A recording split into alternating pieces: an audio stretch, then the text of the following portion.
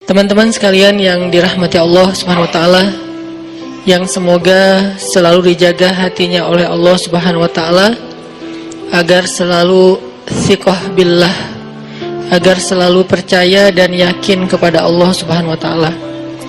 Karena kelemahan kita itu berawal saat kita mulai meragukan Allah.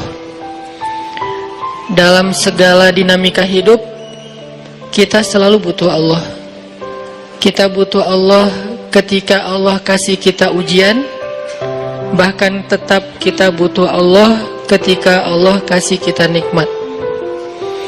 Kalau kita butuh Allah saat diuji, agar kesabaran kita terjaga. Karena orang yang tidak ditemani atau dibersamai oleh Allah Subhanahu wa taala ketika dia sedang diuji, maka dia akan mudah untuk berkeluh kesah, bahkan berputus asa. Kebersamaan Allah kepada dia saat dia diuji itu adalah Allah Subhanahu wa taala menghibur hatinya. Allah Subhanahu wa taala menenangkan hatinya. Allah Subhanahu wa taala menghidupkan hatinya dengan nikmat iman. Ala bidzikrillahi tatmainnul qulub.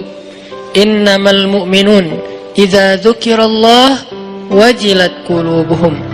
Bukankah dengan mengingat Allah hati menjadi tenang? Dan orang yang beriman apabila diingatkan dengan nama Allah, disebut nama Allah, maka hatinya akan bergetar. Ini bentuk Allah membersamai hambanya ketika dia dalam keadaan diuji. Allah menghiburnya dengan kalimat, alam yajidka yatiman fa'awa wa wajadaka dhallan fahada wa wajadaka ailan fa'aghna. Allah menghiburnya dengan kalimat, inna a'tainakal kautsar. Allah menghiburnya dengan kalimat, kalla saya'lamun summa kalla saya'lamun. Allah menghiburnya dengan kalimat, la tahzan innallaha ma'ana.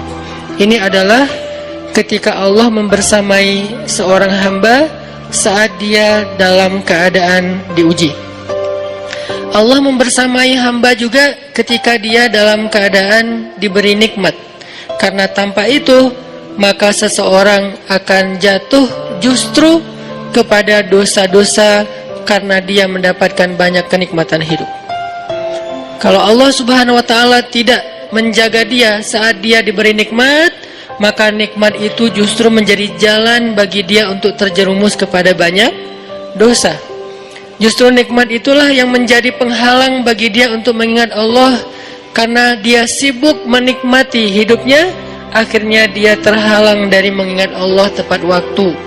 Sibuk menikmati hidupnya, terhalang dari Allah untuk bangun tengah malam. Karena dia tidurnya larut. Kenapa tidur larut? Karena terlalu banyak yang harus dia nikmati sebelum tidur. Dia bisa makan-makan, dia bisa jalan-jalan, dia bisa ngopi, dia bisa ketemu teman, dia bisa belanja. Bahkan dia nunggu midnight sale untuk bisa menghabiskan nikmat yang Allah kasih kepada dia. Sehingga akhirnya tidurnya terlalu larut, lalu dia tidak bisa bangun untuk menghadap Allah, curhat kepada Allah. Hal yang selama ini dia lakukan justru ketika dia diuji oleh Allah. Ketika diuji oleh Allah, mudah bagi dia bangkit tengah malam, curhat, sujud panjang, menangis dalam doa. Ketika Allah kasih nikmat, curhatnya hilang, malamnya lelap, sampai bahkan subuhnya juga kelewat. Ini kalau Allah nggak membersamai seorang hamba ketika dia diberi nikmat. Sehingga orang yang seperti ini, kalau dalam keadaan seperti ini terus-menerus dalam jangka waktu yang lama, nanti dia akan terjebak di dalam istidraj.